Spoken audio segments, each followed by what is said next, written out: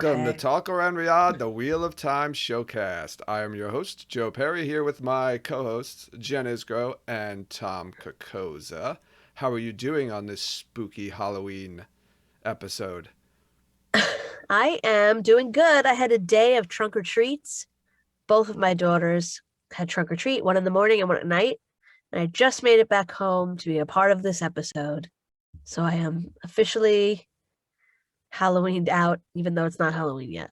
But So people who can you explain, because nobody knows what a trunk or treat is Really? except for you? Yeah, Okay, so a I know what a trunk or trunk or treat treat is. is I to know all it of you because Jen's explained it. That's it. who No, don't know. I've participated in trunk or treats before. Okay, for I've anybody never. who doesn't know, you park a bunch of cars in a parking lot or an area somewhere, and everyone opens up their trunks and decorates the trunk, and then the children walk around and trick or treat at your cars. So it's like going trick or treating, but to the backs of people's cars, and their trunks are elaborately decorated. Yeah, they're usually done at schools, like in Yeah, school parking schools or lots, like, yeah, stuff like that. things like that, community center type Right. places. It is such an alien concept to me. To like, I don't know, not go trick or treating. But you go trick or treating. This is just another Yeah, it's not done on Halloween. Like, event. the kids I had guess theirs yesterday. honestly, My I kids think had theirs yesterday at school. Yeah. the real reason I think I probably viscerally dislike it intensely is because I feel like there's no. All it is more work for grown-ups. There's no. Absolutely. Oh, totally. Yeah, I Tom, would never everything ever. about having a kid is more work for grown-ups. No, but like the kids already have a method to walk around and get candy from people. I'm not going to participate in something. You don't like have to that. do a trunk. You could just go to it. Yeah, I yeah, wouldn't not do everybody it. does I trunks. wouldn't go. I feel like it's ridiculous. I don't It's know. actually Well- it's actually easier than trick-or-treating because you don't have to walk as much. Right. And your kids can just like play afterwards And you're in a yeah. enclosed area and be Yeah, safe. I don't want. No, I don't know. Okay, I just want to say one. one thing. My younger daughter at school has a lot of like people with money that have a lot of free time on their hands. I'll say it like that. I am not one of those people, but they brought in a U-Haul and literally popped out a wall, the wall from Stranger Things with the alphabet and the Christmas lights on it and a couch. And that was their trunk or treat. And it wasn't even, I don't think the trunk had anything to do with this. It was next to their car. And then the parents, and they all dressed up as like characters from Stranger Things.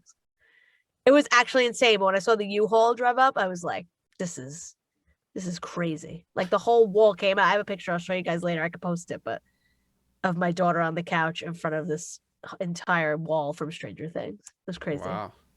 So yeah, sometimes if you go a little crazy, it leaves the trunk and it's just in the general vicinity of your car.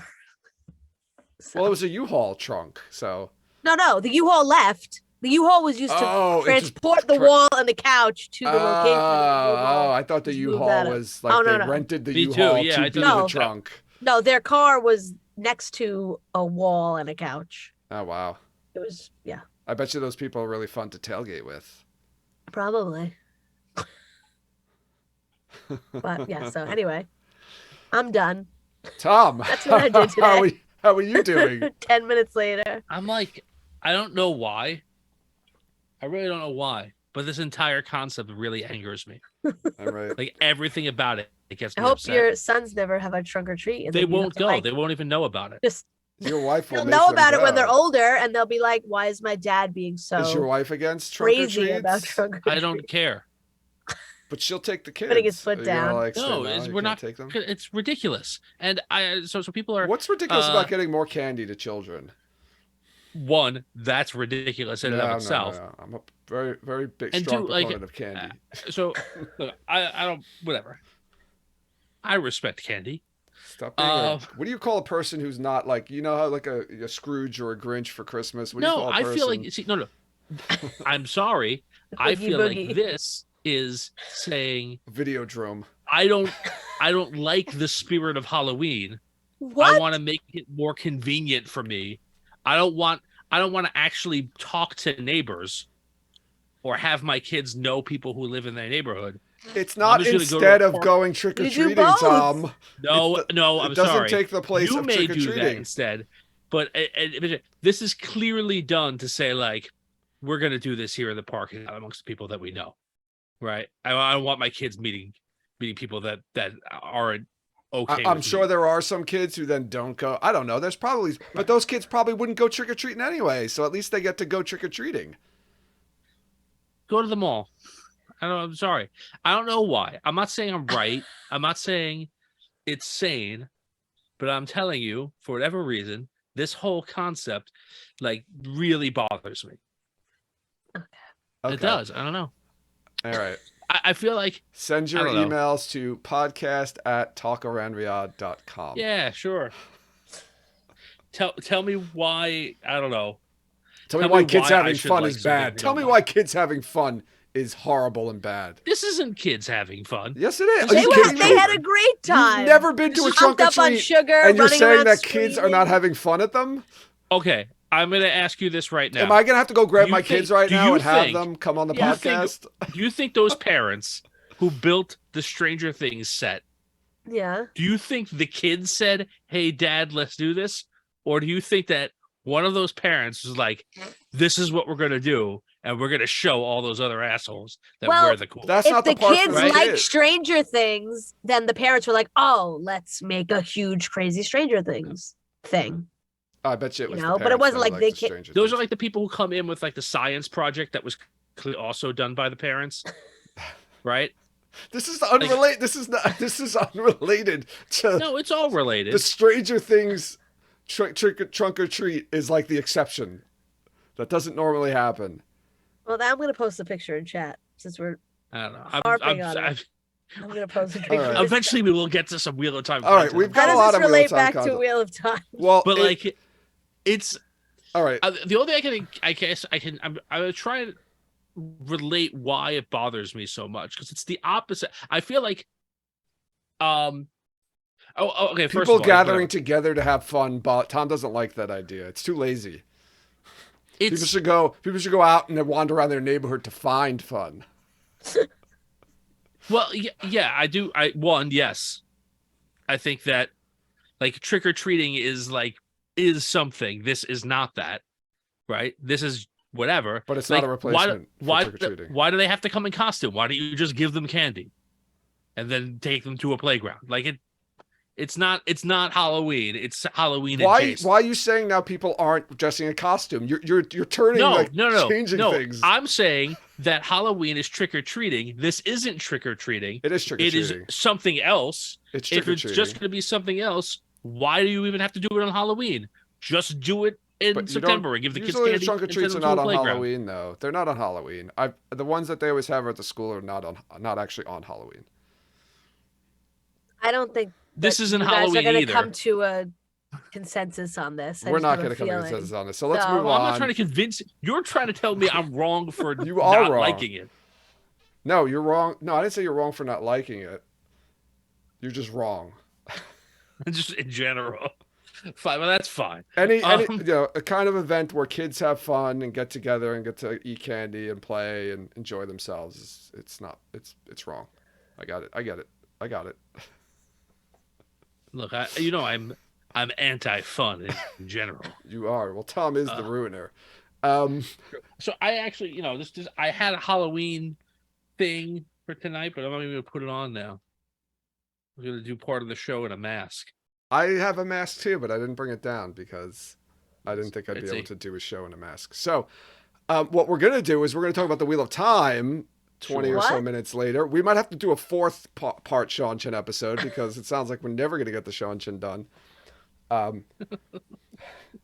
Thankfully, Jen doesn't have any what's happening going on. There's nothing going Great. on. There's nothing happening, people.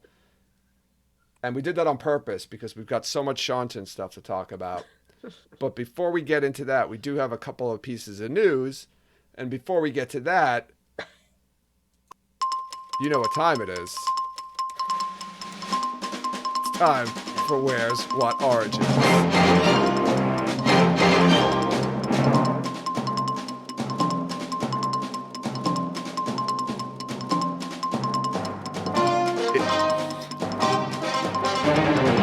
Is this going to be the week that we have some news?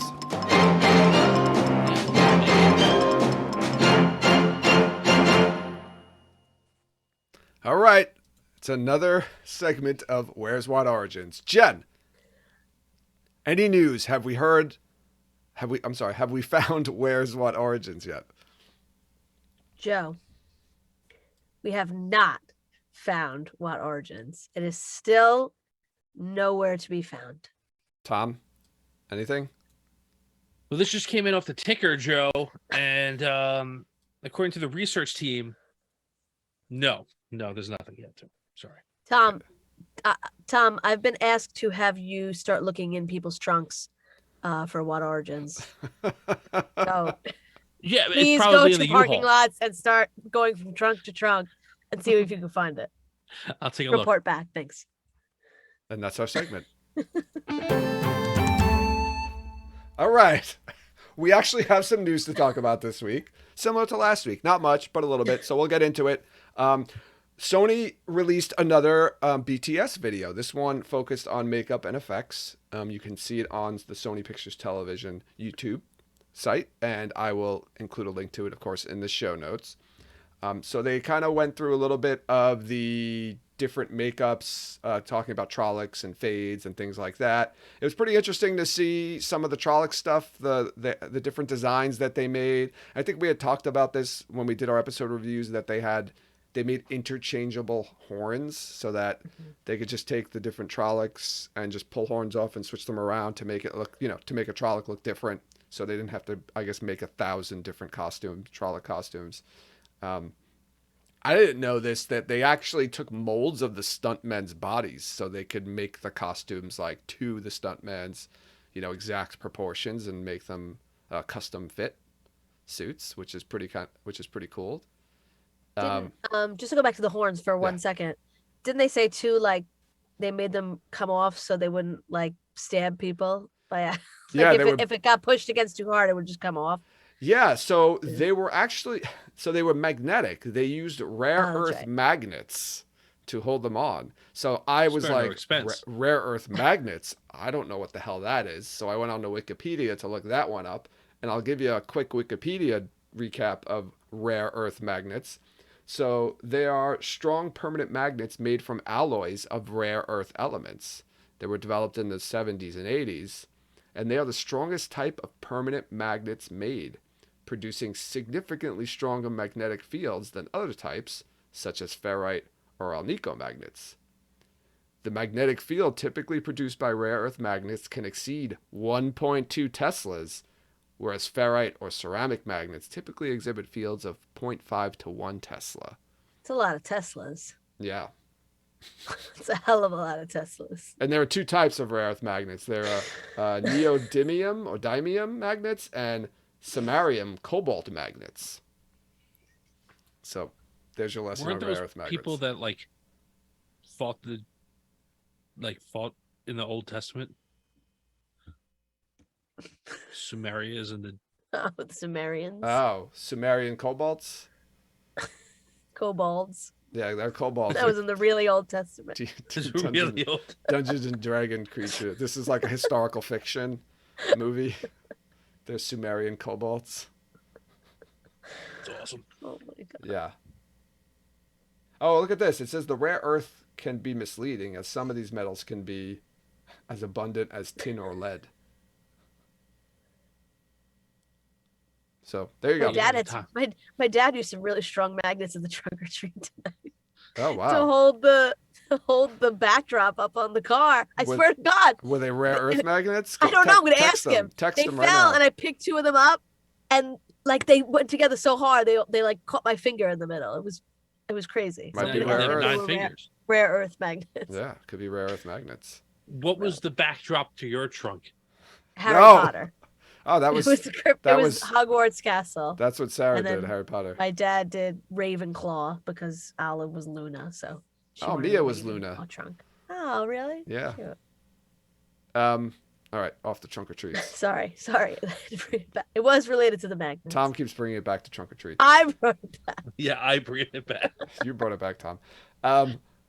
So they also showed some video of Loyal, Hamed in that. He said it took about 3 hours to do his makeup and costuming every time he got into the Loyal. Dressed up as Loyal, which is, I don't know, man. That's rough. Like how many days do you think he had to film? And then times that by 3 hours of putting it on every time he had to do that. Just sitting in a chair while they put stuff on awful. him. Yeah, I imagine the paycheck helps, but yes. Yeah, that's good. And they also used a lot of dead body dummies. So all like the dead bodies, they were dummies. Yeah. They showed you how they made those like silicone dummies.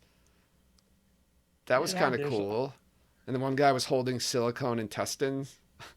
Is it less money to make that many silicone dummies than to just pay like extras to lay I there? imagine it is less money because otherwise they would have just paid extras, right? Or was it because of COVID maybe? No, because that was early. Because they filmed the Winter Night stuff like in the beginning before, I think. Yes, pre-COVID. Yeah, and Amisa's saying you could reuse the dummies too, like for the entire series. I guess, and they won't complain about laying on the ground all day. Yeah. So when I saw the video, the line about like when they referred to the silicone dummies, that was the line that jumped out at me that I used when retweeting this video earlier this week. This is a show with a lot of dead people in it. If that doesn't sell the show to you, I don't know what does. And there weren't even that many dead people in the first season. A lot of dead people in I think there were a fair amount of dead people. Yeah, I guess so. Interesting though. Cool. I had no idea that they use silicone dummies. And I guess you're right. They can reuse them. They can then just like dress them up in different costumes and put makeup on them and stuff like that to just consistently use them over and over. They'll be using those dummies probably for years to come. Silicone Dummies is a good band name. It is. Do you would think at this point in like movie and television making that there's just like some sort of storage unit just filled with silicone bodies? Body parts. That you can just go and get them and rent them or something like that, or just the studio has access to just like, hundreds and hundreds of silicone dummies. Yeah, like the Westworld basement. That's right, Jensen. Just like that. What do you think? Otherwise, they're not throwing them out, right? Or do they melt them down and then just reuse them to make other things? There are like big storage facilities with props like that exist. It's like in the Da Vinci Code, where he talks about how like I forget whatever time it was where they like in the Vatican they just like removed all like the phalluses from all like the sculptures because it was too like lewd or whatever, and what's his name, the main character, I can't remember what his name is. Robert Langdon thinks about that there's some sort of rooms hidden away with a bunch of like stone penises just filled to the brim. That is staring. That is filthier than I thought those stories were. Yeah. Anyway, anything else you wanted to bring up about the makeup and effects BTS footage? Do you picture them all stiff? Like a bag full of baguettes? Do I suck them one at a time? Do I suck each one individually? Do I have to make them come? Suck a bit. Oh, so getting off track here. No, I think it's interesting, and I haven't exactly figured out why they are releasing these things now. I'm glad that they are. Well, they planned on releasing them. You just, if you look too in the clip, you can actually see like if you freeze it, there's a clapboard, and you can see on the clapboard if you pause it, it says like BTS season 1 BTS, and it and everything. So this was stuff, and Rafe said that they were filming BTS stuff for season 1. So I think they had always planned on releasing it. Right, but I guess this is a very like odd way to do it, rather than like, hey everybody, like on November 1st, we're gonna have behind the scenes stuff for season 1. Go back to Amazon Prime and take a look at whatever, blah blah blah. No, just like every once in a while, Sony Pictures like, here's 5 minutes on costumes or whatever. Like it's very like without any sort of fanfare. I think that's interesting. Well, what are they, like 2 minutes each as well? They're not very long. Oh, 4 minutes. Yeah, they're So substantial enough. yeah, I don't know. I guess that's just the way they planned on it. They didn't want to like edit it together to like a narrative to do a long kind of like a long form like half hour 20-minute BTS Hmm. thing. I don't know, but I have one more piece of news I want to talk about before we get back into the Seanchan. So this one just kind of, was thrown out there. At Ryan posted on Twitter, has anyone thought to ask Lorne Balfe if he's willing to share anything about Wheel of Time Season two's soundtrack? He nailed Season 1 so good, I can't wait to hear what's next. And he actually added Lorne Balfe in the tweet. So Lorne Balfe actually responded to this one, and he said, very good point. Maybe next month? Lots of question marks. So I will ask the both of you, since you're so good at reading into comments and stuff on Twitter and Instagram, as we know from last week, does this mean anything to you? And if so, what? How many question marks were there?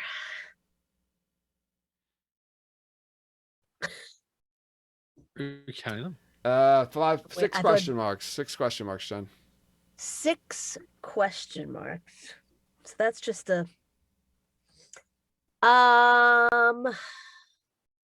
is he asking for permission to release something next month with all those question marks? Or is he just being like, maybe next month, wink, wink, wink? There was no winks. No, I know, but like, is that part of the question marks? I don't know. I don't think he would say that if he didn't have something that was probably going to be coming out soon. So you think he knows that they're going to be releasing it prior to the show being released, and he just doesn't know when? So he's like, I don't know, maybe next month. It wasn't one question. It was all those question marks are like some kind of a wink, wink or something. Yeah, they imply something. Yeah, like if it was just like, I don't know, maybe next month. Like that's a one question marker. Yeah, you got to teach a class in this. So I know we talked about this a little bit off the show, right? Lorne Balfe don't care, right? He's like, he's got his own stuff going on. Like he doesn't need this show. Like Black Adam. And I feel like, while other people involved in the show are hyper aware of the desire for secrecy, I think he's just like, oh yeah, it's done. Like I've got the music ready. Like whatever.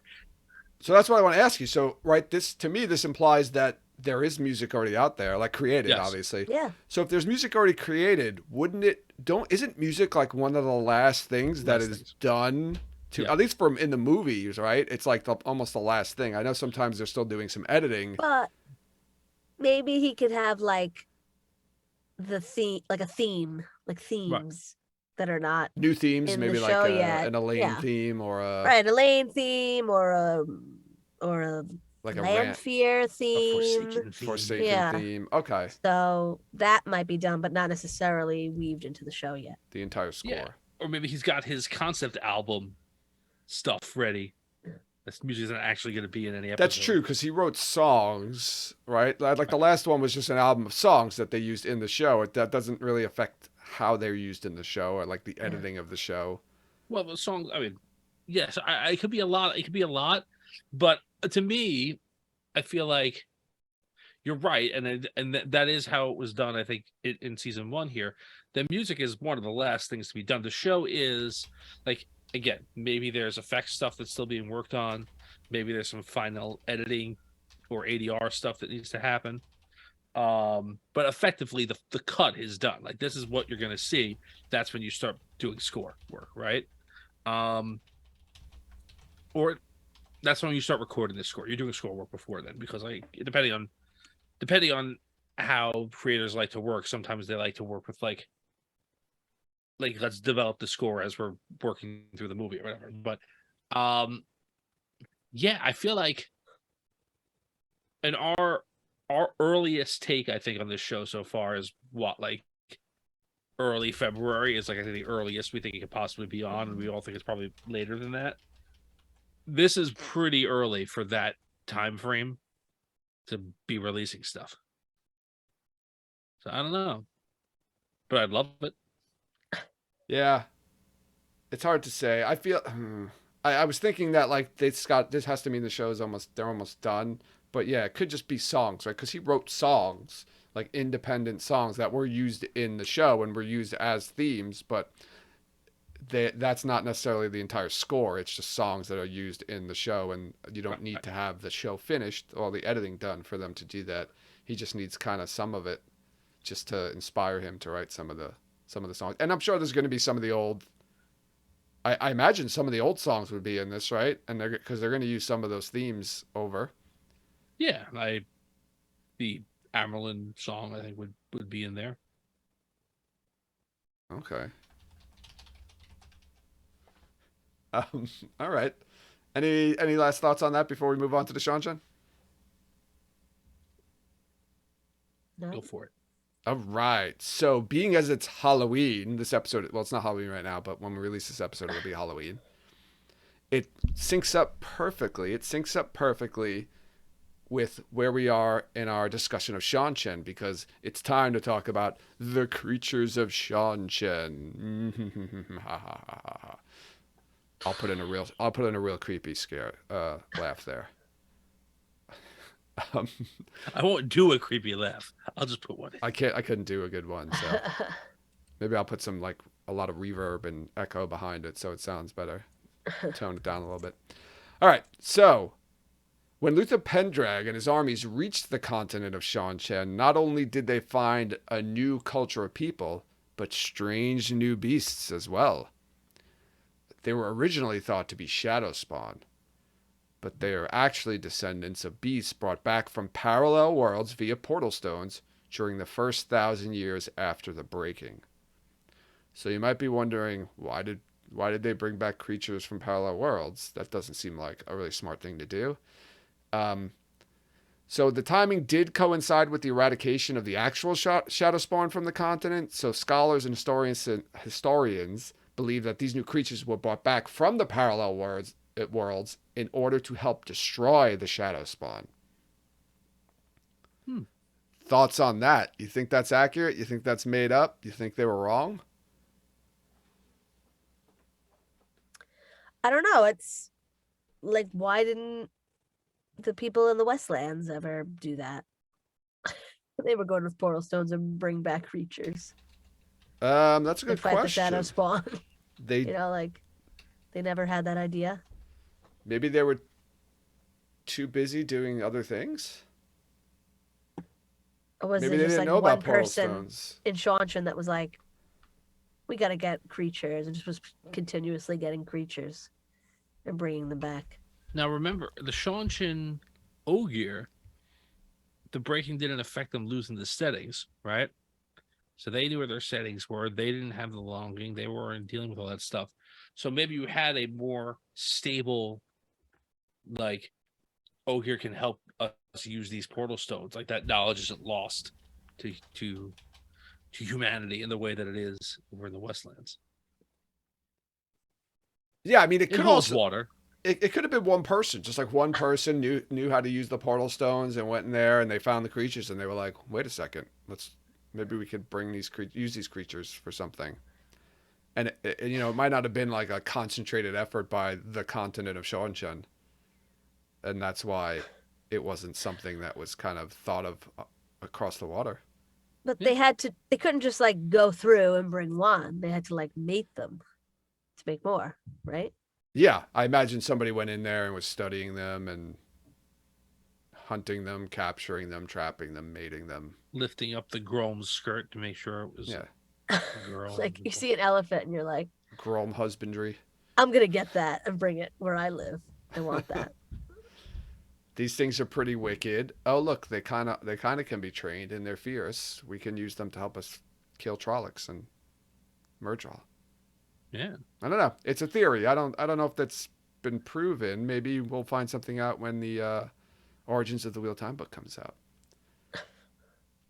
Um, Ooh. so the creatures became a mainstay on the continent, but the knowledge of how they came to them via portal stones was lost.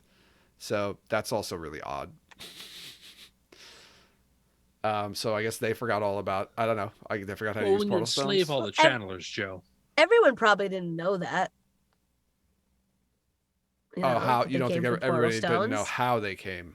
No, or they were just like crazy animals here now. I don't know. And then like in 50 to 100 years, it's like a whole new group of people who don't know any better. Yeah, they didn't do a good job of passing down the knowledge. Yeah. Poor. That's poor. It's weak. By the time Luther arrived, many of these creatures were already a regular part of the Seanchan armies. And Luther learned and continued to use them as war weapons along with his descendants. So they became a mainstay, as I said before. So, and why not use them? So the animals had to be trained, right? You couldn't just have all these wild creatures running around, and obviously they wouldn't be useful unless people were able to train them and use them. So handlers of the various creatures were distinguished. I can't speak today. I'm tired. I'll start that again. Handlers of the various creatures were distinguished. That's a tough word. Still didn't get it right, but that's all right. All right. Take 3. Handlers of the various creatures were distinguished with the prefix morat or morat. I don't know. How do you pronounce it? I just think Morat. I think of Borat and I just make it morat. Meaning one who handles. The trainers were named with the prefix der morat or der meaning experienced or master. And these titles also denote rank, as being a handler or a trainer of such beasts grants honor. And depending on the type of creature one handles or trains also determines one's place in the hierarchy. Okay. So the more exotic the creature, the higher the rank. And this also included der sul'dam and sul'dam, which hold the highest rank of the animal handlers, since, as we mentioned in our previous episode, damane are considered subhuman. That's right. So that's the highest. Those were the highest of the handlers, the sul'dam and the der sul'dam. And I actually have the order of the rankings if you want to hear them. Oh, yes, I'm curious. Okay, from highest ranking to lowest ranking, we have the der sul'dam, the der morat raken, the der morat toraken, morat raken, der morat torum, morat toraken, der morat lopar, morat torum, der morat grolm, morat lopar, der morat korlm, morat grolm, morat korlm. What the fuck? You want that again? You I don't have know. like this kind of rhythm to it. Yeah. And I really liked. Morat Rockin' sounds like That's a song. it's like a song or what? Yeah. What was rats? What was I was Morat Rockin'. more rat rockin'? Morat Toe Rockin'. All right, so let's get into Comb me down on the panty side. Yeah, so Pootie Tang came up with these names for sure. All right. So let's get into these creatures and their exoticness. First up, we have the Torm. So this was the most intelligent of creatures after the Damane. So they resembled a cross between a horse-sized cat and a lizard. Interesting. They had bronze scales and six-clawed feet. A What? horse. I'm looking at a A picture. Give me horse-sized second. cat. A horse-sized cat the size So of a like horse. a tiger. Bigger than a tiger. Bigger than a tiger. A saber-toothed tiger? horse-sized cat and a lizard. So like a. Okay, I get it. It had Okay. bronze scales, so instead of a cat fur, it had scales. Okay. And its feet had 6 claws. And the creature itself had 3 eyes. Okay. All right, primarily a carnivore, but can live on plants for a short time. They bear live young and nurse them, always in single births. But they have a high mortality rate before reaching adulthood, so they're not very common. That's actually something that we're going to see with a lot of these creatures, a high mortality rate. Um, They're not Probably because they're from not here. living in the right environment. Right. yeah, I guess that, and also It's maybe like, they're probably being inbred a lot, I would assume. yeah, because they probably like had started with two, and Yeah, then they, it was probably like a Noah's Ark situation where they just found two of each animal and brought them in and they're just like, kept interbreeding them. look at this big white bear. That'll be good in the desert. Let's get two of those and go back to Seanchan. That's it. See what happens. Oh, could you imagine you're the Aes Sedai who's traveling through the Portal Stones, and you're like, you see this thing, you see a cat the size of a horse, except it's lizardy with orange scales. And It's got three three eyes. eyes on it, and you go, you know what I should do? I should bring this home, I should find another one. right? Bring it home. That's good thinking. Yeah, I have to imagine that there's a lot of inbreeding going on with these animals, and that's why they don't really survive much into birth, or much after birth, I should say. Um, so these animals, the Torm, are actually excellent at hunters. They're very good sense of smell and sight. They're used primarily as riding animals due to their speed and endurance, which is superior to that of a horse. But they're primarily ridden by scouts. The reason for this is that they are susceptible to fighting frenzies, so they try to keep them out of battle. So if they get caught up in a fighting frenzy, they're like uncontrollable, and it could become very bad. And one thing I thought that was interesting is that they despise Grolm and will always attack if within reach. So they have to be kept away from the Grolm. That's such a hard word to say, Grolm. Grolm. Grolm. Every time I say it, I feel like I'm Rick from Walking Dead saying Carl's name when he says Coral. Grolm. So moving on to the Grolm, which I can't say that word anymore. They're solitary animals that look like flightless birds. They can be up to 8 feet tall and average about 300 pounds. They have long necks with a double crest on their heads, which are actually ears, but they look like crests. Covered in long striped hair, usually gray, brown, or black, and they have four-toed, small-clawed hind feet and tiny forearms, usually held close to its body. Kind of like T-Rex arms, I think. Yeah. They have large hooked beaks, which they use for killing, like a bird of prey. And they are carnivores that hunt prey with keen sense of smell and hearing. And they can outrun a man over short distances and keep pace at long distances. It seemed very dinosaur-y to me. Yeah. Yes. Or like ostriches or something like that. Yeah, but I think I always pictured more that they were dinosaurs. Yeah, well, they have like front legs. So they like doesn't. Yeah, they have the little T-Rex hands. They don't have like wings. No, they these have, animals like, cannot hands. fly. They don't have wings. Okay. So, yeah, interesting Grolm. Keep them away from the Torm. What They does the do not Torm like have each against the Grolm? I don't know. Grolm. The Grolm. Next up, we have Lopar. That's an easy one to say. Oh, thank God. Lopar. So these weigh between 1,500 and 2,000 pounds when full grown. Jesus. Oh, yeah, big ones. 2 eyes, large and dark, surrounded by horny ridges, and set into large round heads. They are. With no external ears. They have a leathery, hairless hide in colors that range from dark brown to pale reddish.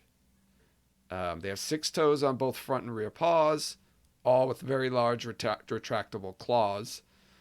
And they can rear up on their hind legs when fighting to a height as much as 10 feet, making it easy for them to snatch a man from horseback. Intimidating creatures, for sure. Mm-hmm. They have a similar intelligence to the Torm, which we said was just below the Demone. They're able to sprint as fast or faster than a horse, but tire easily at longer distances. Despite their intimidating appearance, they're usually placid.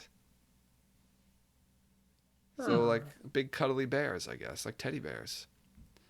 Although the mating resembles a battle and usually results in wounds to both male and females. So they're fierce maters. It's kind of like Well, look, sharks, I guess.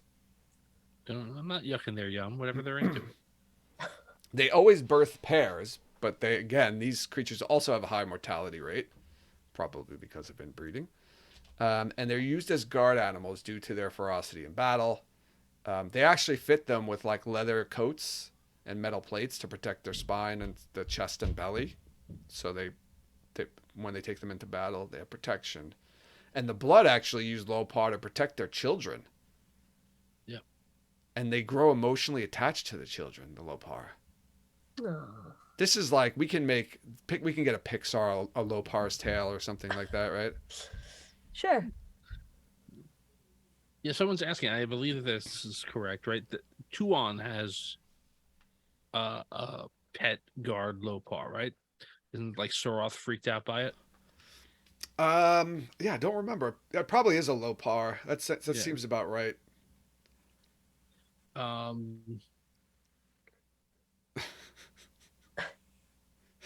Rao saying, and it's basically the same as Lan, right? No, it's named the same as Lan. I don't remember what its name is, but Lopar, yeah. Moving on, we have the Grolm, not to be confused with the Corlm or the Torm. The Grolm. Like, who came up with these names? Oh yeah, I was just gonna say, who's in charge? It's like a drunk guy. What do we call this one? Carl. What do we call this one? Torm. Grolm. Grolm. I think he needs a G this time. Let's make this one have a G. Torm. Corm. It's Tor. just the people like recording last names at Ellis Island. What's your last name? Oh yeah, I'm just gonna write this instead. What they call this thing? Elephant? No. Grolm. It's like a 7-year-old kid just writing it down. Did you ever like try to pick a D&D name by just like pressing keys on the keyboard with your eyes closed? That's what this was. Then you open your eyes and just fill in a vowel, like where a vowel could be. That's this. They used an online name generator to come up with these names. Yeah. Just Very advanced, the old Seanchan Grolm. society. Grolm are used as oh no, I'm sorry, they're not used as pack animals. They're pack animals, meaning they live in packs. They weigh from 300. big difference, Joe. It is the big difference. They weigh from 300 to 500 pounds. They are gray-green in color and skin texture of very tough frogs. So I guess they got a slimy texture. Interesting. Imagine a 300-pound frog. Jesus. They have 3 small Oh, I am. eyes. Thank you. I'm wondering if these creatures had like 3 eyes when they first were brought over, or were they like kind of aganoid into these weird creatures? I don't think that like. I don't think that was purposely done. I think that that's just a sign. I think that whatever. Honestly, I think that there's just a sign that they're not of this world. That they don't have 2 eyes, or whatever. But I always thought, and when you were talking about the last one, The Lopar? what The Lopar? Lopar, that I wondered if this was a portal stone world where the dinosaurs never went extinct. Oh. And these are just like further evolved on that track. Do you think they all came from the same portal stone world, like the same mirror world? Yes. Or All of them did? All of these animals did? I don't know. I'm asking you. Yes, I do. I'm not saying that there's any reason for that other than I never thought anything else. Yeah, the land of the lost, the Slee Stack. Yes, they were in there. Danger. Can the Slee Stacks channel? What? Channeling Slee Stack from a mirror world. Oh, we got so many mirror worlds. We could do a lot of great stuff with this. Channeling Slee Stack. This is awesome. This sounds like Looney Theory territory. Oh wow! Imagine we could do a spin-off with Oliver as the boy, right? The doctor. I do not remember the name. I don't remember Marshall the Will names. Holly, right? The doctor, who's the weird doctor guy, the older No, guy. that's Lost in Space you're thinking of. Yeah, I was thinking that too. That's Dr. Smith and Danger Will Robinson. Oh Danger. yeah. I'm mixing up Lost in. You know what? Because the weirdest thing the weirdest thing is both of these shows used to be on back to back early in the morning before I went to school when I was a kid. I think that both of the shows Not have the a original kid named- runs, people listening. Not the original runs. This was like the syndication in the 80s. I think both of the shows had a kid named Will. Okay. I'm pretty. The only reason I don't even know if I've seen a full episode of Land of the Lost, but Will Ferrell in Jay and Silent Bob Strike Back. His name is Yeah. Marshall Will and Holly. Yeah. And I was told when he did Land of the Lost that he asked for that name because that's the name of the three main characters in Land of the Lost: Marshall, Will, Holly. I had no idea. There you go. Nice little piece of trivia. There was a Land of the Lost remake. With Will Ferrell, when we yeah. were- No, like a TV TV show. show. Yeah. Oh, a Because when TV we were show. kids, I used to watch it on Saturday morning. But I don't know. Was that what I was watching? No, I thought I watched the originals. They were like teenagers. And the song was something like Land of the Lost. Yeah. Is That what I wasn't the watched? original. When did the originals come out? I don't know. 74. No, I don't think I was watching that. I think I watched the original because it was really cheesy Sleestak costume. Like this what we're seeing in Discord Oh, with the okay. Sleestak costumes. I take it back. So their last name was Marshall, and it was Holly and Will Marshall. The brother and sister. Yeah. Oh, okay. Rick Marshall is the dad. Yeah, I'm pretty sure I watched the originals. Okay. Anyway, back to the Grolm. They have horny-lipped beaks, which are hooked yeah. for ripping flesh. They have a keen sense of smell. I'm sorry, I had to think that one over. They have a keen sense of smell. They look like they're waddling when they walk, but run by taking great leaps and bounds that propel them at great speeds. They are extremely territorial. Now, this is what Rand encounters, right? And when he goes, Yes. it's the Grolm, right? When Celine needs to be rescued. Yes. Okay. They're used as guard animals and in battle to break holes in enemy lines. So they send them in to break the ranks. They're also used against cavalry, since horses are often afraid of them, if not trained properly. So these guys are pretty handy in a battle, huh? They have thick hides, which make them hard to kill, which can turn away swords, axes, spears, and arrows. And they heal rapidly. So they have the Wolverine gene. Awesome. Yeah. They're born in litters, but again, have a high mortality rate. It's very rare that more than one survives the litter. And they also consume their own dead. Yum. Yeah. Yeah, I do wonder how much of the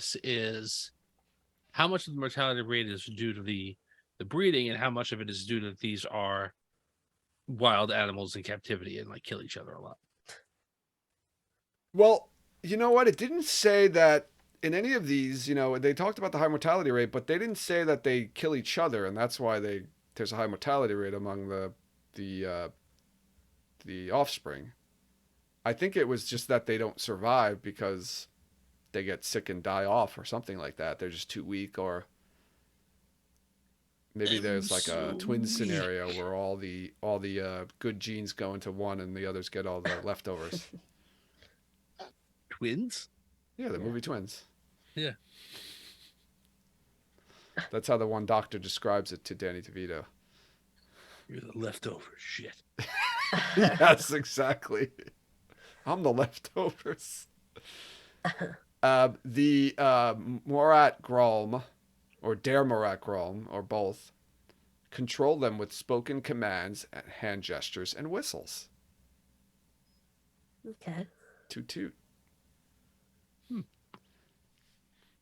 All right, moving on, we have the Rockin', which have bodies longer than a horse, but about equal in girth. They have leathery gray skin and large, powerful bat-like wings for flying. So we're getting into the flying creatures here. They have long, horny snouts. A lot of horny things going on this way. With hard ridges that serve as both lips and teeth. For her pleasure. Yeah, okay. So just before we Long, continue, I'm sorry, hold on. Long, horny snouts with hard ridges that serve as both lips and teeth. Okay. Go ahead, Tom. rockin'. I'm on team rakin'. Rakin? Not What rackin? about What you, about Jen? rackin?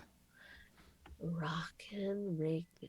I think I called them. rockin'. I think I called them rakin originally as well. Yeah. Toe What rockin' do you sounds got? toe Then toe rakin'. rakin. Toe rakin' sounds better to me than toe rockin'. I don't know. Yeah, I used to say rakin, but everybody else says rockin, and I just started saying rockin. Oh, Plus, okay. it's kind of funner to say. I'll bow to the masses. Wow, you gave in quickly on that one, but the trunk or treats just won't No, budge. man. I'm set in my ways. So the rockin or rakin have jaws capable of shearing through a branch or an arm. They have long, graceful necks, very long, thin tails used in flight to aid in balance and control, making it an extremely agile flyer. They have 2 legs, which end in feet, with 6 long, strong, taloned toes, 4 in the front, 2 in the back, and they fly up to 3 to 4 times faster than a horse.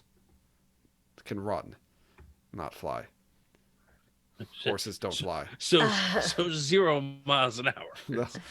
Thanks for that. They can fly 3 times faster than a horse can run. Makes sense. Okay. Just in case anyone was confused.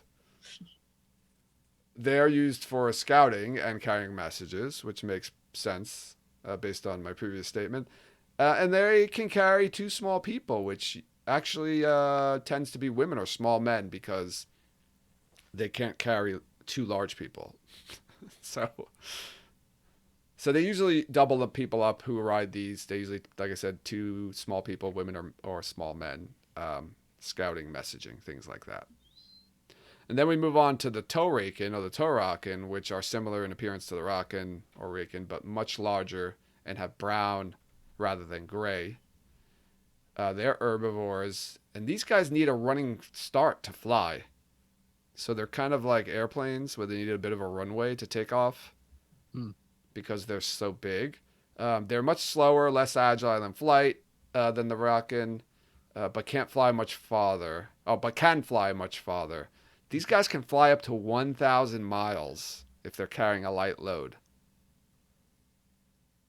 That's a lot. Yeah. That's Yeah. That's New York to the border of Florida. Yes, that's pretty far. Again, only with like a light load. That's like carrying, like transporting a person, maybe 2 people. But they can carry. We're taking one to WatCon next year. Yes, they can carry up to 1,000 pounds of cargo. But then at that point, I think they can only fly up to maybe 300 or so miles with the 1,000 pounds of cargo. But this makes them very useful as transports, which is what they're used for a lot of the time, is to transport soldiers, troops, gear, equipment, supplies, things like that. So toe rockin, much bigger, fly longer, not as fast, transports, whereas the rockin, much faster, lighter loads, scouting, things like that. All right, that is all the creatures I have. Any last comments on the creatures before I move on?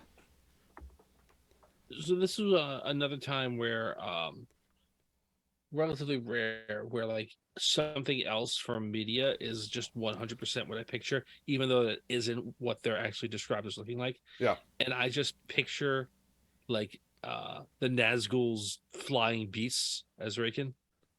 That's it. Those just kind of look like dragons, though. I mean, in the movie, they look kind of just like dragons. Yeah, I'm sorry. I don't think that's what they look like. I understand that it doesn't match the description 100%, but that's all I picture. I just picture those things. Well, they have the leathery skin. They have the long tail, bat-like the wings. Yeah, it's not off. They don't have 6 legs. Yeah. Is the horny snout with hard ridges that serve as both lips and teeth? They don't have exactly that, but they have snouts. Long, graceful necks. Yep. I mean, they're basically dragons. Yeah. They just don't breathe fire or anything. They're gonna look just like dragons in the show, I would say, right? You think we're gonna I get all think these they're going to try creatures? and make them look as little like dragons as possible for being winged, taily creatures. People will get confused because Rand is the dragon, and then there are these creatures that look like dragons, and they might be like, "Wait I a think they're going second, to be like, there's another huge fantasy show that heavily features actual dragons. you mean House of the Dragon?" That is the one I mean. Yeah. Do you think we're gonna get all these creatures in the show, or like which ones would you say if we had to keep, let's say, three out of these? What did I say? What did we talk about? Six creatures. I mean, I didn't talk about the Shreddits either. Like, I didn't think they were worth it.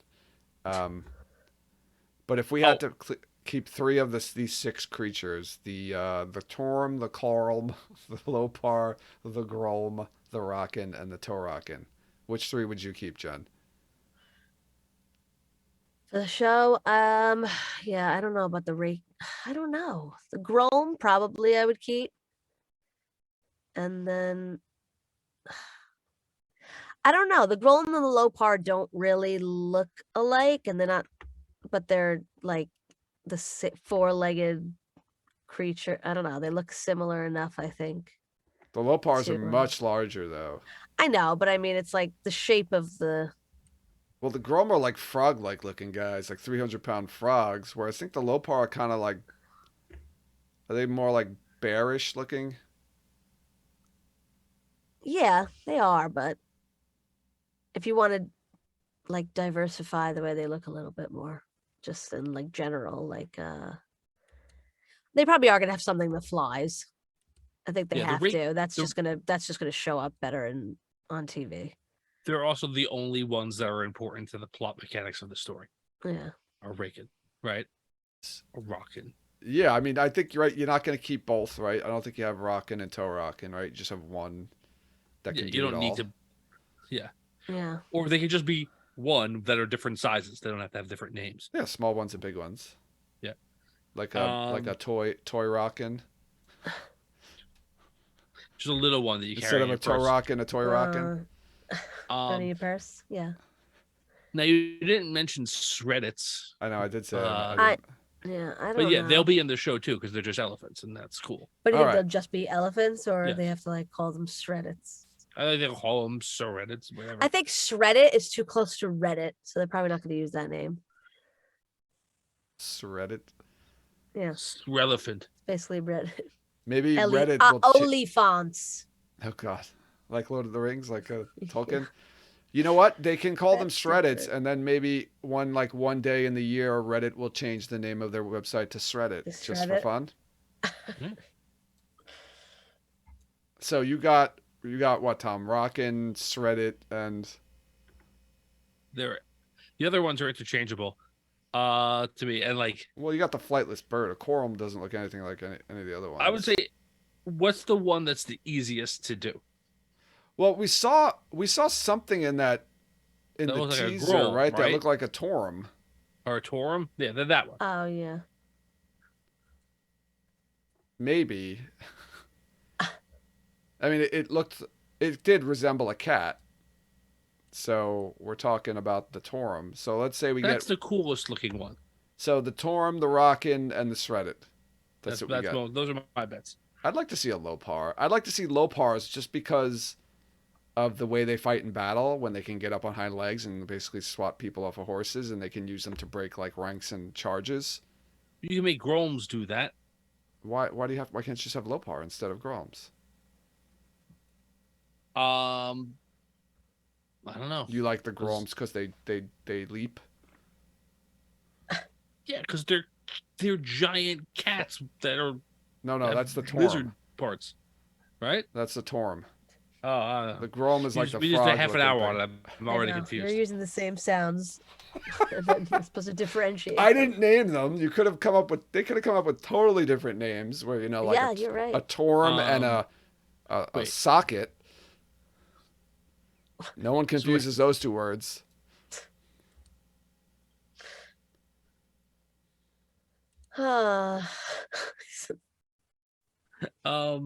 I think that there's an opportunity, honestly, that I don't. I think the only actual animal you need to have is the raken. I don't think you need to have any other ones. Um, All right. I do like it better though, and I don't remember if this is 100% accurate, but I think that it is that the first time that you see this shredded, it's in Luca's circus, and then you find out that they're Seanchan animals, Yeah, right? I was thinking that too, Yeah, but I mean, the first time you see the grolm is in the mirror world with In the Rand. mirror world. Those are the first two, I guess, Seanchan creatures you're introduced to. Mm-hmm. I don't remember if you see. Do they describe any in the Great Hunt? Other ones in the Great Hunt? Mm, I don't remember. I haven't it's been a while since I've read it. Like, I'm trying to remember when we get like Bell Domans there. If we get some descriptions, I can't remember. All right, so my vote is for. I'll vote for Shredded, I guess, just because they're easy to do. Shredded, Lopars, and Torakin. That's my vote. Rocky. Yeah, rockin'. We're rocking. All right, moving on from the creatures, we do have one or two other things I wanted to bring up. The Seanchan are a very superstitious people. It's a very central part of their culture. And they use these omens and superstitions to make very important decisions. And they have very specific omens and things that happen that they have specific meanings for. So, for an example, if they see an albatross, it's a symbol of victory, which is interesting there. Yeah. An owl hooting at dawn or hooting 2 times is a prediction of death. I'm just not going to read every one, but some of these. A bird entering indoors during the day is an extremely bad omen, the evil of which is averted by a night in prayer and contemplation. Now, a bird in a house, that's something I know has always been like a bad sign, right? Like, that's kind of taken from, I think, our culture. Well, it's just very hard to get it out. I never heard of that being like a bad omen. Yeah, a bird getting in your house. I've heard that before. I think I've seen it in like movies or something like that, or TV. Here's an interesting one. 3 porpoises rising only once. It means to stay on your chosen course. Tuon sees that on the way right to Abu Dar, right? I think. Yeah, these are all from the books, like specific portents that we see Yeah. in the books. So that's just an odd one. 3 porpoises rising only once. Very specific. Oh, here's How another. do they know they only rose once? They only see them, I guess, while they're on the boat. They see them come up Oh. once, and then they don't see them again. I guess. Here's another specific one. 2 dead rats on their back, one with a tail in the other's mouth. Sounds like a... forget it. It means it's a chillingly terrible omen, one of the worst. Yeah, Yeah. Okay. that's true. I think no matter where you are, here in this world, if you see that, it's not a good sign. I feel like that's something you would find at like a serial killer's house. Yeah, or Like they killed the rats and placed them in a certain way. yes, right. That seems like a dark friendy thing to do. Like Yeah. some sort of like dark friend hobo sign, right? Did you say a dark friend hobo? Yeah, like like hobos have like a whole bunch, like they have their own like signage to like help other hobos find out like No, and I need to know more about this though. What is this we're talking about? okay, so there's like a whole thing, and I'm not hyper I've never been a hobo, so I'm not like hyper competent. But basically, Are you not a hobos hobo, have like Tom? no, no, no. I thought about it for a while, but yeah, I didn't know it's real. It's an actual thing. They have like their own like signage that they could put up places like traveling around. Like, hey, this town's like a safe place for you to travel. You can get food here. Keep moving. Like you'll end up in jail, or they'll put you in a work gang or whatever. Like all sorts of stuff to help other hobos like find safe places to go. And how do So I feel like hobos know this? I don't know how like you learn it by living on the road, I guess, with other older hobos teach you. I don't know. How did you learn this, Tom? Man, I don't know. Probably started with Tom Waits, but um Tom Waits yeah, taught I you? don't know. I just know that it is a thing. Um I Shannon says what hobo YouTube I, videos. whatever. I read a lot about like the era of time, like in the Great Depression or whatever, and like that's where I think a lot of this started because that's when vagrants, became much more frequent in the country. But anyway, my point was that my point, I guess, assuming that everyone knew what that was, and that was the case. My point was that this seems like how dark friends also have like secret language that they use to communicate. This seems like it's probably like a dark friend like secret thing to another dark friend, and that's why it's a bad omen for a light following Seanchan citizen. Like if you see that, that means that dark friends are near doing dark friend things. They don't believe in that's like they may not understand that, but I always felt that was the correlation. That's very interesting. I never knew that there was some sort of hobo signage system. Yeah, no, there really is. Interesting. I need to know more about this now. Um, but moving on. Let's see. Rain without clouds means an unexpected visitor. Peach blossoms. It's the most powerful omen known. Is that like such an odd, rare event that it would be the most powerful omen known?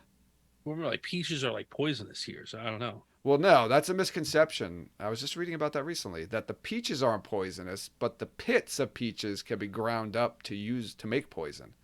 That's isn't that like really true? And the peach trees have arsenic in them. I don't know, but that's I actually read that somewhere about the books where it's like it's a misconception in the world by the people of the world that they think I peaches are love it. poisonous, but it's not. They're not. But peach blossoms, the most powerful omen known, it symbolizes a great change. Let's So see. Putting a hat on a table is extremely bad luck. That's kind of like putting. Isn't that like a hat on the bed? Isn't that something? and on the table, also bad luck here. Okay, yeah. Yeah, but also bed. Yeah. Clearing away a spider web before shooing the spider out. This will result in the death of someone close to you within a month. Oh Jeez. Jesus. Even seeing a torn spider web with the spider still in it requires hand signals to ward off the evil. Sounds like an old Italian lady stuff. It does. Blocking a line of ants in the middle and counting the seconds. Before they The time, reconnect. yeah, the time it takes for the ants to regroup tells how many days of fair weather before a storm is to come. That is also a two on like traveling. Then when they're traveling with Val and Lucas Circus, I think they do that one. Yeah, this is all interesting stuff.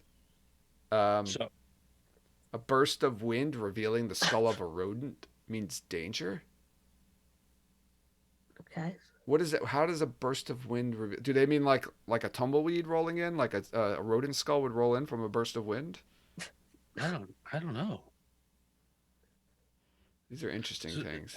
so- yeah. I think it's more like like the dust reveals a skeleton. Oh, like it was buried but not very deep. Yeah. The wind blows away the dust, and you see a skull of a rodent. Interesting. I wonder what happens if a burst of wind reveals two dead rats on their back, one with the tail in the other's mouth. You're fucked. While there's a spider web. All right. Any questions about their superstitions and omens? No. All right, one last bit to talk about because this leads us into our television show. So, the Koren, or Korena, I don't know. Always said the Koren, which means the return. Um, Mm-hmm. so, when Luther Pendrag received news of his father's death, and he declared his intention to not only conquer Seanchan, but to use its strength and take back his father's empire and avenge his death. This was called the Koren, or return. It was long after Luther's death that the Seanchan returned to the Westlands, bringing more than 500 ships with them. This group was called the Helene, or Forerunners, considered advanced scouts to provide information about the state of the Westlands. Back in Seanchan, a large fleet amassed, consisting of thousands of ships, over a century in the making, to journey across the Arith Ocean and take back Hawkwing's empire. And this is where, and create giant tidal waves to destroy little girls. Well, that's in the Helene. It's just, they do the tidal wave. Yes. So this is what leads us to the Seanchan appearing in our story here. Lots of setup. Lots of setup. So now you know everything you need to know to go into season 2. There you go. So, Tom, I know you had some things you wanted to talk about, some real world parallels. yeah. Do you want? I'm serious because we've been well over an hour. Do you want to keep going? Or you want to save that for part 4? I guess we can do a part 4. Yeah, if you do, we can talk about Seanchan costuming, and then we can talk about like some of the real world influences. That's a good idea. We could also tie it into the television show. So here we're going to go part 4 in the Seanchan. Wow. Wow. It's a lot of This is Seanchan. the longest deep dive on a single topic that we've done. Well, with the history was like 6 parts we did. But but that was that was everything. That was the history of the world. Yeah, the Aiel was only 3 parts, right? Yeah. Oh, we only 2 parts actually. Wow, we did all the Aiel in 2 parts. This one, you know what? Last week we had so much news to talk about though, so Yeah, we didn't really talk last much one about was really Seanchan. only We probably to get could the have. part 2 in there. Yeah, we probably could have finished it in 3. All right.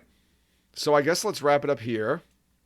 Stay tuned for part 4 of our Seanchan deep dive, where we'll talk about some real world parallels. We'll talk a little bit about Seanchan costuming and how we're gonna see them portrayed in the television show. We've got a lot of footage to look at, talk about too, from all the teasers and BTS that we saw of the Seanchan and their costuming and how they look. So that'll be interesting to talk about.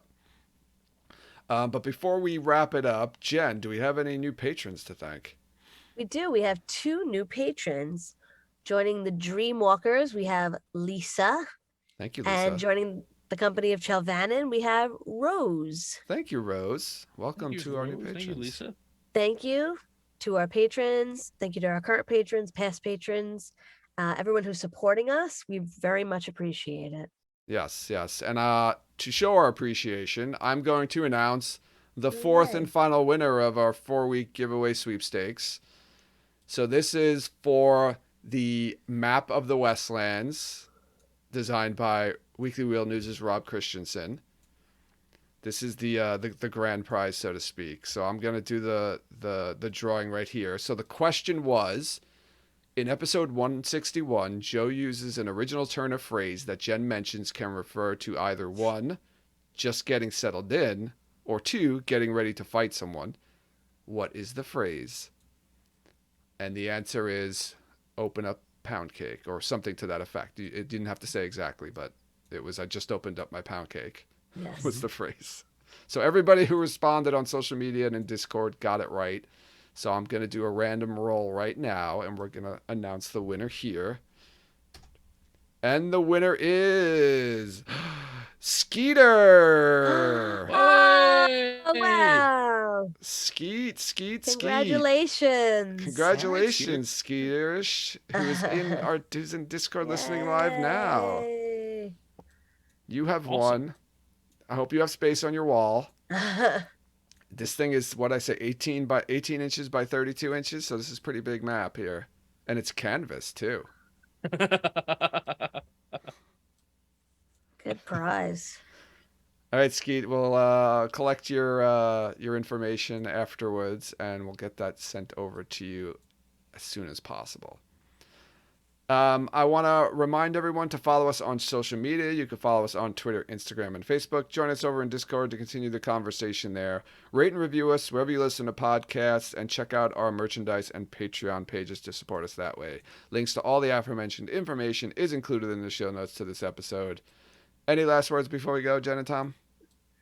Oh, so when this episode comes out, it'll be Halloween, and I just want to remind everyone that that night I'm going to be on the Dragon Mount rewatch of episode 3 Awesome. Go check that out. Go to Dragon Mounts. Oh, it's on their YouTube page, right? on YouTube. Yeah, maybe Twitch, but definitely YouTube. I'm gonna watch episode 3 and then vote on which question to ask Rafe this week about episode 3. Oh, you know what? We didn't talk about the question. Did he answer? Did they pick No, I the? didn't see an answer. I don't think he answered it, did he? Did they pick? I know they had the vote Yeah, up pick the for it. question. Oh, I didn't see the vote. Oh, hold on. I saw it. I'm not sure. I feel like I saw the question, but I didn't see the vote. Maybe I missed it. But I don't know if he answered. Oh, it was something with Taylor. They tagged Taylor in it and said like, I don't know. No, I can't remember. Oh, here we go. It was like what other cutscenes were in episode? Like, were there any cutscenes for? So it was good evening at Rafe Judkins. We hope you have eaten today. Is Snack Water, Taylor Napier on duty? The people have spoken and would like to know what additional scenes were cut from episode 2 and why. Also, can we see them, please, and thank you. And this was White Aja Cian for the question. And I don't, you're right, I don't see, he did not answer.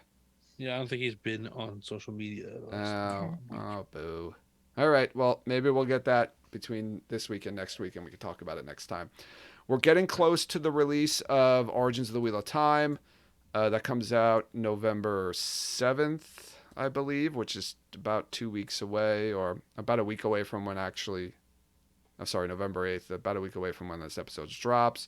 We're going to probably be spending a lot of time talking about that once that comes out. So that should be a lot of fun. I've been seeing a lot of people doing interviews with Michael Livingston. I saw he did one with Lauren from Unraveling the Pattern. I think he did one with John from What Up. Yep. I know he's going to be on Threefold Talk soon in a couple of weeks, I believe. So go check out those if you want to hear some interviews with Michael Livingston. And then also I wanted to mention too, John from What Up did an interview with Thomas Channing, who plays Agomar, and Sandra Sensadiver, who played Amalisa from the show. So if you want to go see an interview with them, go check out John's What Up YouTube page for that too. All right. Before we go, I'm going to give you 2 hobo signs. Oh God. Okay. Wait, that's a drop right there. Before we go, I'm gonna give you 2 hobo signs. All right. So, if you see on a place a circle with an X, circle around the letter X, not through the letter X, that means that this place is a good place for a handout. For a second, I thought you were gonna say a good place for a hand job. These are things to get food or sleep and not get arrested. Okay. Okay. If you see a fraction 2/10, but not a diagonal line, straight line across, that means there are thieves about. They'll steal your Is there soup can. Like an etymology behind that? Yes, I'm sure there is. I don't know it right now. Okay. I'll give you one more because I think this is funny. If you draw a spiral like a spring, but like a hurricane, so like the top is wider than the bottom. Okay. Funnel type. It means a judge lives here. Okay. Don't knock on this door. A judge. Okay. It's a judge. That was our new segment, Tom's Hobo Signals. Hobo code, man. So you don't know. Hobo code. If any hobos listen to the show and know any other signals, please reach out to us. If you're a hobo and you're listening to the show, We're glad we can get spend you your money through on the long food train rides. and not It's buying. it's a free podcast. Download. I know, but you need something to listen to it on. They go to the library and listen to it. Sell your technology and buy food. Maybe they go to the library every Monday just to listen to our podcast. Well, then I take it all back. We appreciate you, hobos. Yes. We do. We keep... Happy Halloween, everybody. Be safe. Check your candy before eating it. Enjoy walking around people's trunks. Yes. You don't walk around the trunk. Yeah, You're all wrong. You From every be angle. careful for razor blades and apples. And what other of those Halloween things? The urban legends. Mm-hmm. Men with hooks outside your car. Calls coming from inside your house and all that good stuff. Thanks everyone for listening. And you'll hear us next time.